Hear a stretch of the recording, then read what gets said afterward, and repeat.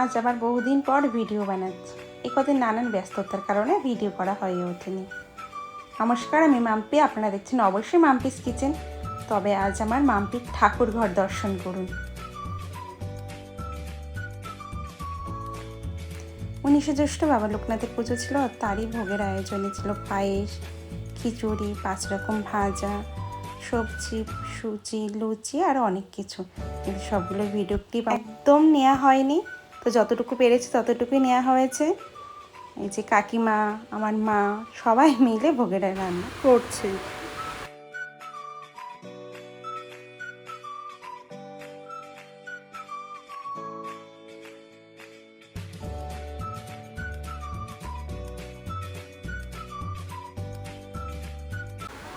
আর এদিকে পিসামশাই চলে এসেছে,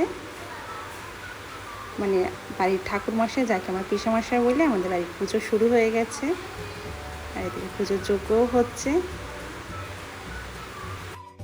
পুজোতে যখন সবাই আমরা ছবি তুলতে ব্যস্ত, কিন্তু আমার ছেলে সে কিছুতেই ছবি তুলবে না।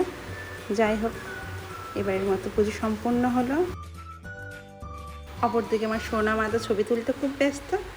যাই হোক, ভিডিওটি ভালো লাগলে জয় বাবা লোকনাথ লিখতে ভুলবেন না।